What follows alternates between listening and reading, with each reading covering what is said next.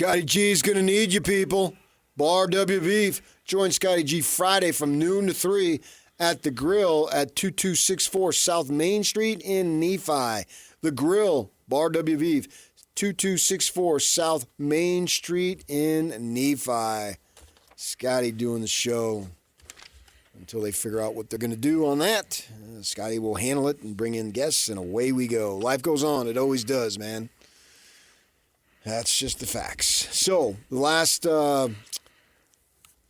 segment, I read something from Aaron where he's saying Jaren Jackson will be a compliment to Markkanen and Keontae.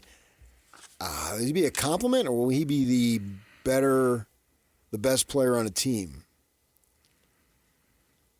Can he be the best player on the Jazz? Does he need to be with 3 first-round draft picks? Feels like he needs to be better than a compliment, doesn't he? Yes. Yes, that's what I'm saying. 15 points a game, not good enough. This guy averaged 22 on a team. Well, Morant was in and out of the lineup, so who knows? He's suspended, blah, blah, blah.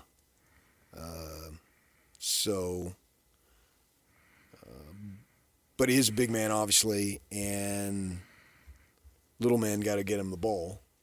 Right. But we got Zay. Zay is the way. 22 assists and 2 turnovers. Plays the whole freaking game, 48. Yeah, don't forget about him. What was more impressive, 22 assists to 2 turnovers or 48? I think 22 assists is... He played the whole game. It's pretty awesome. Yeah.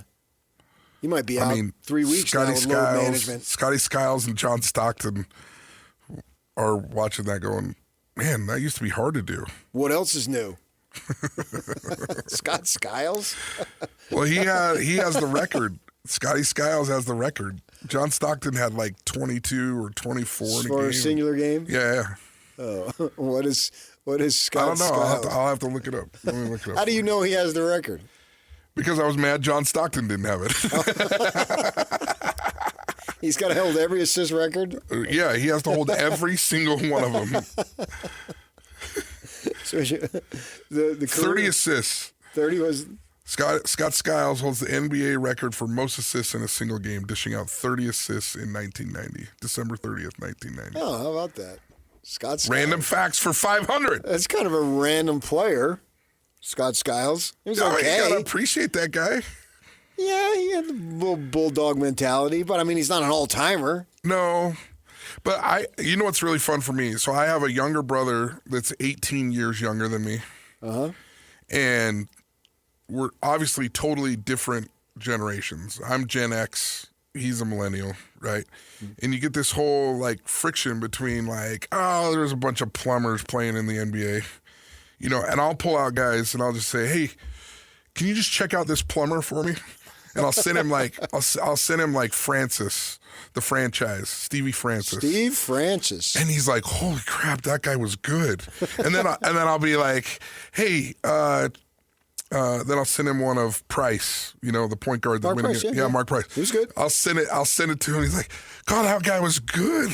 You know, and I'm like, yeah, dude, you guys all talk like there was no good guy. I mean, Scotty Skiles, like, really, really good Like, he was solid. We talk about, like, the 80s and 90s, like they were all just a bunch of jokers and, like, nobody was athletic. And I'm like, shooting shot shots? Yeah. I mean, they act like it's Bob Cousy. You know? I mean, Dr. J was doing things in the ABA. Like, have you seen that Netflix special? I have not. They got a thing on the ABA, and he is like, I mean, that dude was doing every single dunk you can imagine. See, I lived in the New York area, and he played for the New York team. Right. So I watched him on television.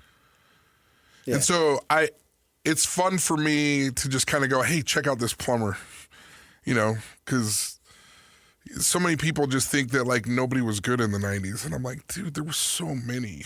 Like, yeah, the game was different. It's definitely different now. But in some ways, I like the game of the 90s better than I like it now. I mean, so many threes now. Oh, I agree on that. The thing that drives me nuts is you get a old school, two 3-on-1 fast break. Instead of taking the two, guys run to the corner. Right. Feels weird, right? Yeah. I know I get 3 is better than 2, but 2 is better than 0. And so, but I mean, I get it. No, I get the too many analytics, threes. and I get all these things, but like, I feel like I watch a pro game now every once in a while, and I'm just like, dude, has anybody like tried to go to the hoop? Because I feel like it's like they're only going to the hoop to kick it out to the 3, and then we just watch a whole bunch of guys shoot long shots. Largely, yeah. Not every team, but and there are really good teams in the NBA, but man, it feels different than like. I feel like in the late 90s and the early 2000s, there was point guards who would control the clock, that would control the pace of the game, and they could actually get like a nice set shot off. Now, I don't even know that they run sets anymore. I know people are listening going, yes, they do. I get it, but largely not as much. Okay, and what does that person who is 18 years younger say about today's game? They love it. Right. I know. Because it's what they grew up with. I know. Yeah. It's whatever. I'm giving my opinion, but I think both were incredibly athletic. Well, I've always thought that the NBA players as a collection are the greatest collection of athletes in all of sports.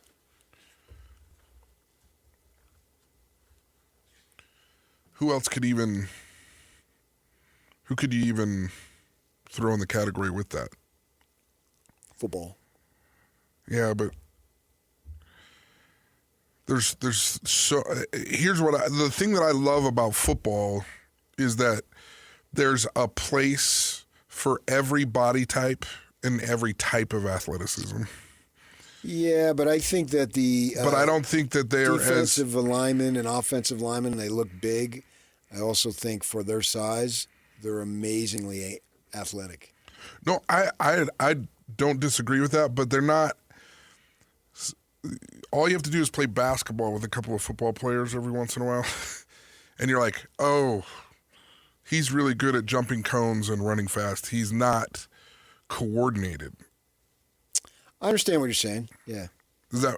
So I think when you're talking about basketball, you're talking about guys that are coordinated and athletic. But all sports have their own individual level of requirement for athleticism. You watch some of these NBA players throw out the first pitch, and it's embarrassing. Oh, that's actually true. Yeah. That's actually true. They can't get it from. They can't throw the ball 60 feet 6 inches. They got to stand way up, and that's a really good point. They look uncoordinated. But yet they can go fly through the air and dunk. I guess my original premise was I agree with you that I think basketball is the greatest collection of athletes. I think the only thing that I could throw in there that and there's just not as many as tennis players. I think those guys are incredibly athletic. They can do a lot of different things, and they have to play under pressure, and they have to be coordinated, and they have to be physically fit. And I know that's probably not the most popular take, but tennis players are incredibly athletic. Okay, yeah, that's the only thing that I can even think would be close because I don't. I think I've seen too many football players that are like they're just not coordinated. Okay. I used to get in an argument with my parents because I would say, well, I'm not super athletic, and they used to get really mad. But what I figured out over the years was my idea of super athletic was running, jumping high, and being. Their definition of athletic was coordinated. So they used to get mad at me when I would say I'm not as athletic, and I'm thinking in terms of like running, jumping, lifting weights, right? And what their argument is they thought I was the most coordinated person that they'd ever seen. Like when they were being complimentary of me, right? Yeah, coordinated versus athleticism, I think can be two different things. I understand. I think they're two different things. Yeah, and unfortunately for me, I have 0 on both. No, that's not true. I'm neither coordinated. That's not nor true. Athletic. Not true. All I can Great golfer. That is coordination. Is it not? To an extent. To an extent. Yeah. Golfers are incredibly coordinated. Okay. I think baseball players that can hit, incredible coordinated. Well, the two hardest things to do in sports are hit a baseball and consistently hit a golf ball well. Okay, well, you're coordinated. Yeah. Those were the two sports that you were attracted to. Yes, those are facts. I can't. Although when I was as a freshman, I did play football, basketball, and baseball. And then I gave them up and just concentrated on baseball. Why did you give up football? What's the reason you gave up football? Because I moved out to Phoenix, and okay, practice so it was when started. you moved? It was 115. And you're like, can't. This is awful. Want to, can't. The varsity got to practice at night sometimes, but the JV and freshmen, no. Right. I played freshman football because I moved from New Jersey, and I literally didn't know a soul. And that brother-in-law that I hated, Yeah. I actually had to live with him for the first Just spreading joy this morning. my freshman year. My parents didn't come until later, and they wanted me to start at the school year. This is my sister was way older than me, 11 years older, So you went to live with her, and her husband. Yeah, who was awesome. I'll give him credit. He tried. Okay. He put up a hoop in his driveway, Okay. and he took me to sporting events. And he didn't like sports. Not much, but he tried. I gotta give him credit. All right. He took me to Suns games. He took me to ASU stuff. Yeah. We had the Giants AAA team was there at the time, so I did. He made a solid effort. Yeah. So I'll give him Ninth credit grade. for that. Ninth grade was a pivotal year for you. I moved in ninth grade It was too. awful. I moved in ninth grade. I moved 2,500 miles west with Right. an accent and an attitude that didn't fit in. Yeah, it was not fun. So, but there you go. I moved around But a lot. formative. I'll bet you learned a ton in the next 3 years. Yeah, I hate people. That's why I'm a loner. I love it. I love the lessons that you've learned from life. Yes. You think that Jaren Jackson will add to the athleticism of the Jazz? Yes. Well, you already see all the memes and all the pictures of like how tall everybody's going to be. They're going to have a big lineup, man. It's going to be a lot of length there. Yeah. His wingspan is 7'4" from what I read. Right. That's not terrible. The thing that's going to be interesting to see what they do with Kessler. I don't see how you don't resign him, and then you're going to be spending a lot of money on these guys. But every team that's good spends a lot of money. So you can't just have this money, and the space, essentially using the space on Jaren Jackson. Are you going to get anybody better? And then is he good enough? Because we see with a lot of teams, they spend their money on their best player, but their best player isn't good enough to really make a move in the standings. You see what I'm saying? One person said on social media yesterday, get ready to learn luxury tax, Utah, because that front line is probably going to be 120 at minimum. Yeah, I mean, what are they? Kessler, $25 million? That's going to be a bargain, it feels like, in some ways. You need a defender and you need a rebounder. For all of Jackson's abilities, his career rebounding is 5.5. That's not his game, yeah. He's got to improve that. He needs a true 5 like Kessler alongside him, but to your point, Most definitely. you're going to be paying $50 million to JJJ, 40 plus to Lowry, and then whatever Kessler slots in at.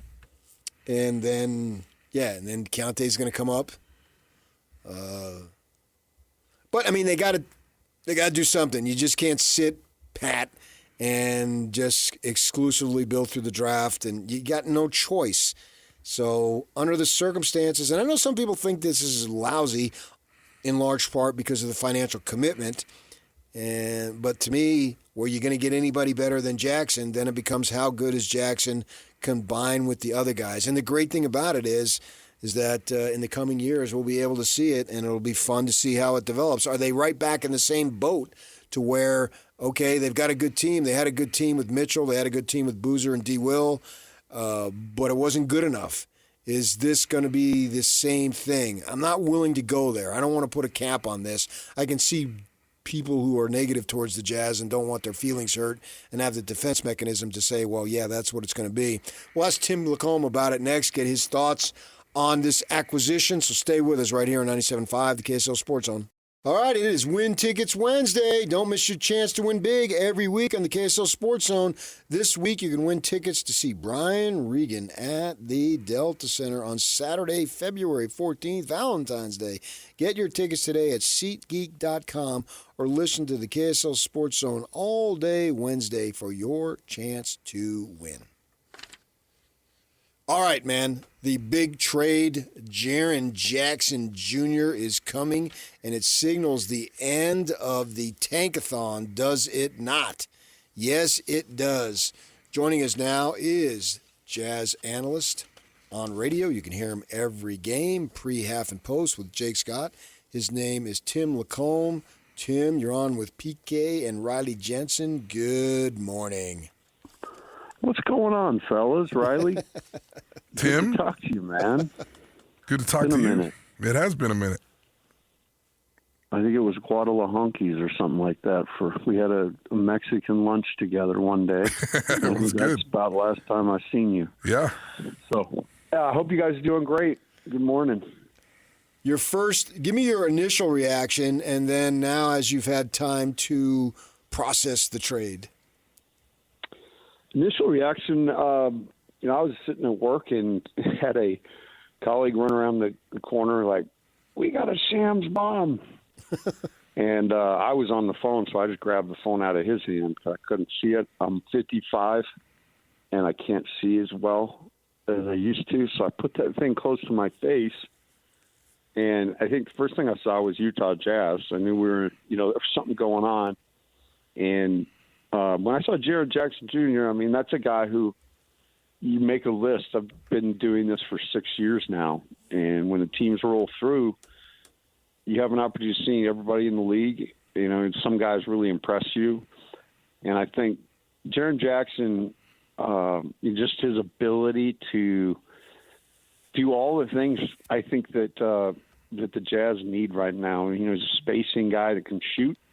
Shooting 36% on 5 threes a game. He's obviously got the ability to really abuse mismatches, and with a very big lineup out there, people have to pick their poison, who guards who. But overall, just the fact that dude's a 2-time All-Star and Defensive Player of the Year, it just signals that the Jazz they had their ear to the ground and struck when the opportunity presented itself. As a mental performance coach, I'm huge on just body language, and you know this as a coach. Like, it's so much easier to coach someone who seems to take coaching well, who's a good teammate, all those kind of things. In your observations of him, is he a mentally tough guy? Is he a team guy? Is he a leader? Like, what does he bring to the table that way? Yeah, I think everything I've heard, high character, very high character, well respected, well loved around Memphis. I think a guy, like I say, when you start to think about the possibilities of putting him in a lineup with Walker at the 5 and he and Lowry kind of just picking their poison, because they're both capable of doing wing-like things and also spacing, and then also attacking mismatches. So that'll be an interesting pairing. And then, I think the way that this season is progressing, you're still looking to add one more big piece to, a Keontae George and Ace Bailey. To me, it's a thing where, yeah, he fits a lot of needs, but he also fits. And I think culturally, chemistry, he's a professional. And I think what he's going to do is really be blown away by what this is like out here, what the ownership is like, what the coach is like, what the support on a nightly basis is like, and then most importantly, he's kind of getting distanced from what has been over the last 2 or 3 years a circus in Memphis because of all of the goings-on with Ja. Yeah, I think that's a good point. Tim LaComb joining us. You can hear him as the Jazz radio analyst here on Pre-Half and Post with Jake Scott before, during, and after every game. Yeah, I understand that completely because that has been a mess there. It looked like it was something good, and then it got sideways, as Jerry Sloan would say, and just went down the toilet, basically. And here, now, especially with the stability that is there with management, ownership, coaching, and the players that are on the team, I think he's going to be able to come into an environment. And I always believed if you got players here and saw what it was about, they'll enjoy it. And we hear it from so many ex-players that they did enjoy it, especially after they had perspective of other different places. When you look at it, I'm not excited about his rebounding. His rebounding for a big man is not something that is that good. It's not even averaging 6 boards. Marketing, obviously, he can do it. I mean, they all can do it, but their skill sets are indicative of doing something else. What do you think this means for Kessler? We know he's a restricted free agent there here this summer, and he wasn't given the contract, and then obviously he's out this year. To me, he becomes even more vital than he already has been. Yeah, I think so too. And I think from a distance, I think Walker's a smart guy. And, you mentioned the rebounding with Jaren. That's one thing that's always been interesting to me. And the only thing I can say to that is I've sat in this chair and watched different guys come from different situations into the Jazz. And, the one thing you get is you get a really high-level experience, skill development, and kind of refreshing all of the things, regardless of what part of your career you're in. And, the one that stands out to me, Colin Sexton, that dude, when he came here, that dude knew one speed, 100 miles an hour. And he really played fast, and the rest, everything fell where it fell. And I think when he got here, Will really mentored him in a great way. He really kind of slowed him down. I think Colin became a more efficient player, using that speed still, using that burst and everything else, but just tempering in a little bit of basketball feel. And that's hard to get into somebody, but I saw Will do it. And the way he does it is he does it not through somebody else. He builds the relationships with guys. And, he's a guy who was able to tell Keontae George the truth this offseason, things that were deficient in his game that he needed to address. And I think probably the most important thing with all of that is, you've got a guy in Will Hardy who has been a great soldier over the last few years, but this dude can really coach, and his staff can coach and they can develop. So I think with all that being said, I think there are things that every player has to address, but the beauty of the atmosphere and the culture in Utah, those aren't just things that sit out to the side that everybody knows are there, but nobody really addresses. Will does it. He addresses these things. And so in my mind, it's a fresh start for Jaren. He's out of a situation that's been tough. And like I say, he gets here with the support across the board. I think it's easier to maybe address some of the issues that he needs to address to become even better. Everybody talks about the fans, and the fans are tired of losing and all that kind of stuff. As a person who's been a coach, how refreshing and can this rejuvenate? And I'm not saying that the coaches aren't, motivated to coach, but is this helpful from a coaching standpoint as well? Your mentality, having kind of a new athlete to play with and to figure out like where he fits and how he fits. Does this help the morale of a coaching staff as well? I would definitely think so. In fact, I said last night on the post game that, Will, especially after winning the game last night as well in Indy, he had to be sitting back on that plane with his brain just flying with ideas. So I do think there's some rejuvenation, and you can really see the light at the end of the tunnel. You mentioned the fans, and I want to address one thing on that. I mean, I've had the beautiful opportunity to sit in that chair from the inception of what this rebuild is, and the way I've kind of talked about in an analogy in pre and post is watching a house get torn down to the studs and rebuilt, literally.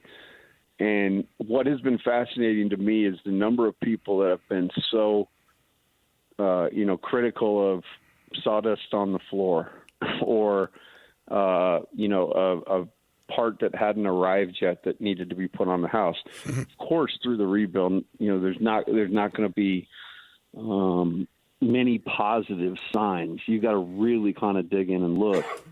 But I just want this, from when I started this 6 years ago, the Jazz were straight up against the cap with two players that basically didn't get along, a locker room that was somewhat divided, and, a future of maybe we can compete and get in the playoffs. But ultimately, I think everybody in the room knew they were up against it, and there's no way they could win a title. And so the hard thing to do at that point was do what they did. And it has been painful. There's no doubt about it. But where the Jazz sit today, they now have, on the roster, they now have two guys that have played an all-star game. They have a guy in Keontae George who has put up numbers that should probably be, in an all-star game in normal years. You've got one of the more up-and-coming bigs, rim protectors, paint protectors, and then you've got a guy with just crazy upside in Ace Bailey. But at the same time, you've been able to build a nucleus of guys who can fit in behind. And Isaiah Collier, who just changes the game, and he did it again. Last night, played 48 minutes, had 22 assists. So I guess my point in the long-winded answer is there's been so many things going on over the last 4 years, and so many of them good. But human nature is to focus on the dust on the floor. And that part has been interesting to me because there are people that are so myopic and so against this whole thing that they just will not even acknowledge the positive. And I think it's been important through the process, especially for Will Hardy, to keep his sanity. You've got to focus on the development and the positives. And so that has been a fun journey. I'm glad it's over, and I'm glad we've got a couple of months looking down the pipe here. But next year the Jazz will play meaningful basketball. They'll play playoff basketball. We'll be sitting out there. And, if all things come together, depending on how the year ends and what pick they add, I don't think it's out of the realm of possibility, nor does ChatGPT, who I had a major discussion with yesterday. Do we need a drum roll right now, Tim? The Jazz jumped to possibly, the slot that they put them in, all things being equal and not knowing exactly what other moves are going to be made, but somewhere in the 4 to 6 range in the West. Oh, Tim LaComb. That's ChatGPT, but I told you guys all along, I think without Jaren last year, I've been telling you how many were they going to win, PK? 45. That's what I was going to ask you. Did you now underestimate? Although you anticipated moves, obviously, because everybody makes moves. You didn't know what specifics. Right. Not that one. But here it is. That one. This one is the biggest Jazz move since, and probably akin to what Hornacek was at the time. That's what I was saying. You've been listening to the show. No, I haven't. I know. I actually just flipped over, but I will say you guys, great minds think alike. I did say, and I can't go back into the 80s off the top of my head like I can since I moved here in the 90s, and the impact that Hornacek had was undeniable. It was obvious. We all saw it. And so, they've acquired guys through draft and free agency, but as far as a trade, I thought it hasn't, it's been done, it's confirmed, but he hasn't played a game. But I'm expecting it to have the most impact and be the most impactful trade since Hornacek. Yeah. Well, we're on the same page with that one then. How many more of those can we get? Are there more Hornacek trades? Is there an ability to do that with 7 more first-round draft picks? Is 7 too many? No, I think it's and that's one other thing I was going to say. When the Jazz made the move, finally and decided to move Donovan and Rudy and kind of enter this phase, they were down 4 first-round draft picks. So you get 1 every year, right? For you, Jazz had traded and were negative or net -4, I believe, at the time. So the Jazz have done all this in a 4-year span, and they just use the cap space. But I think if you look at free agency over the next 2 years, there's nobody that could get like this. So money well spent. And then secondly, they are actually from -4, they're actually +4. So in all this, they didn't give up anything, any of their first-round picks. They used other people's picks and other people's capital. It's really been a masterclass in how to do this, and it's taken longer, but there's no guarantees on timing. You got to be patient. You got to wait for a team like Memphis to implode and then go take their guy. Before we let you go, Tim LaComb joining us. We have no idea where they're going to end up drafting, right? But does it change your thought process on who they should draft with this trade? Meaning, they've got a tall front line and all that stuff, and do they need more help in the backcourt now? Say they win the lottery. That'd be awesome, right? And would you be more inclined to go with somebody like a Peterson, who's a little more perimeter player, as opposed to a Boozer, who's more of an inside player, or a slasher? They've got slashers now. I'm just wondering your thoughts on what do you think would happen when we get to the draft, how this trade, if at all, affects it. Well, I think, if they were fortunate enough to get the number 1 pick, I think they have their mindset. They're doing their work right now on what that would look like. Right. I still believe you'd probably take the best possible player. Sure, that's the philosophy, yeah. And I think it's either AJ or Darren. I'm leaning – I have been an AJ guy most of the year, but, the uncertainty of Darren's schedule and when he plays and when he doesn't, like how he played the first half against BYU, didn't play the second half, that stuff is a little scary to me. But at the same time, you could have said the same thing about Ace Bailey last year and his representation.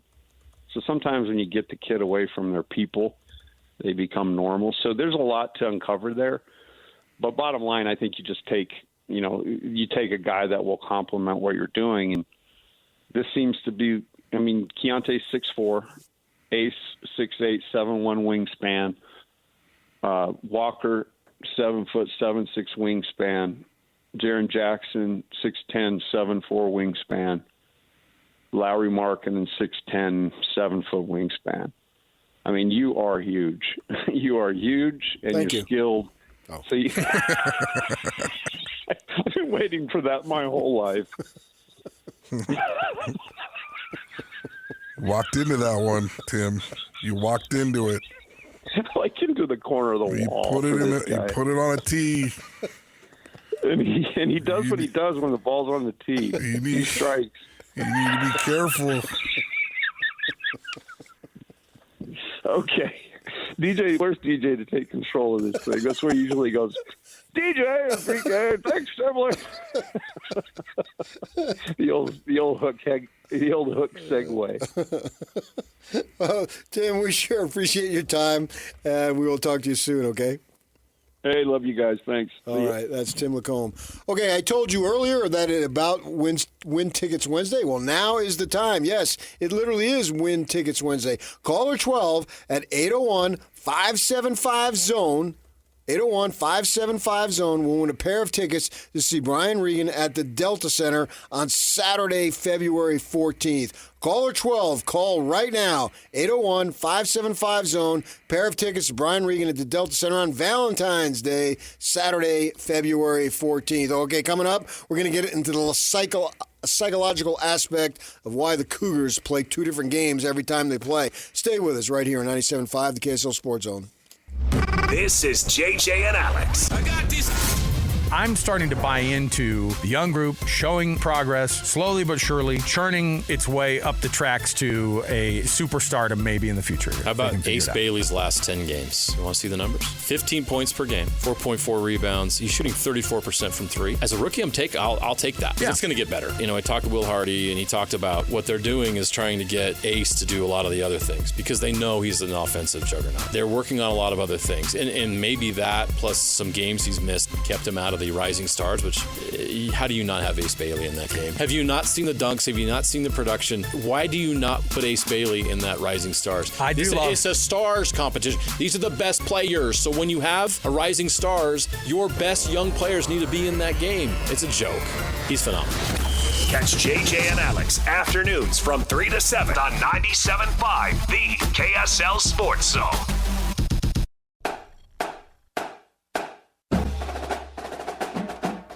The Mr. Mac Utah County High School Players of the Week honor the top boys and girls prep basketball players each week during the high school basketball season. Our winners this week were Sage Yenchik from Provo High School and Crew Fotheringham from Lone Peak High School.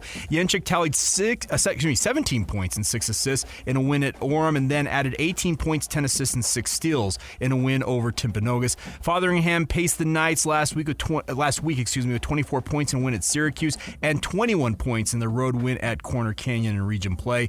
The Utah County High School Player of the Week award is proudly presented by Mr. Mac. No one buys, no one sells, no one cares the way they do. Absolutely no one.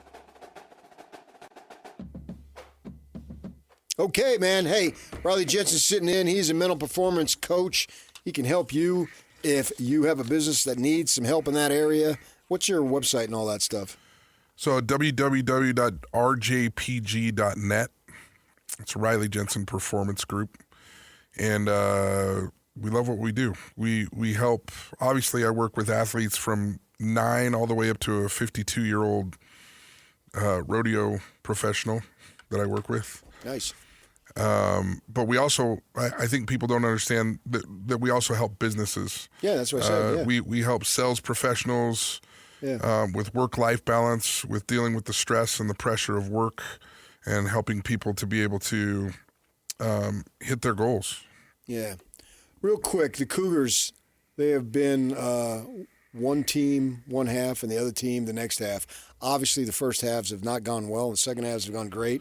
If they came to you and said, hey, what can you do from a mental performance perspective to help us be better in the first half and not get down by 20 all the time, what would you tell them? So there's an interesting I think that mental performance is layered to the group, the social part of it, and then also the individual part of it. What I'm noticing is there's a few different individuals who aren't getting off to fast starts. So I'll just give you an example real quick here. When you play good golf, what would you say your optimal performance stress number is? So if you really want to win when you're playing golf, and you look back on the times where you played good golf, one being like I play best when it's like a Sunday walk in the park, or a 10 being I want to headbutt Riley and trip him right now, I'm so stressed out. What would you say your number is to play good golf? And lower would be better? No, it's up to you, because some people's higher, some people's lower. It just depends on when you look back on your... When I'm rested and I have a free mind. Okay, and so what number would you put on that?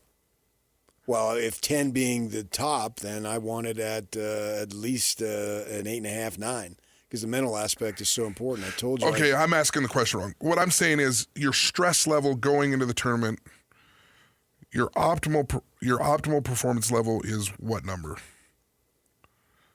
So like when I'll give you an example. When I played football, I wanted to be at a 4. I didn't want to be too high. I didn't want to be too low that I didn't care. I didn't want to be so high like some of the defensive linemen that were listening to Pantera and butting their heads against each other. Yeah, right? I wanted it at a 1. You wanted it at a 1. Yeah. Okay. So what I think college athletes, and this is something I work with them a lot, don't know is that there's a way to manipulate that number before you start. So if you walk into the stadium, and let's say that I'm a 6 when I walk in and I need to be a 4, I can manipulate it with breathing techniques. I can manipulate it with music. I can manipulate it with comedy to actually bring me down to a 4. rather than doing what I did in college, which was just come in and listen to some hardcore rap or a Rocky montage music, and I'm moving myself from a 6 to an 8 or a 9 instead of moving myself back to a 4, and you can get yourself to start quicker that way. And I don't think a lot of people look into the fact that, like, I think most people walk into a sporting event and they're just like, oh, I'm at a 6. I'm just going to deal with it. This is what I'll do. Right? Yeah. But you can plan to work that out. And if you get a bunch of individuals that are focused on that, they'll usually start faster together. And then that social aspect will now influence the way things go. Yeah. And I think there's a couple of players that I feel like are out of balance at the first of a game, and it takes them a minute to get going. All right, there's some of Riley Jensen's expertise. Check him out. What's that website one more time?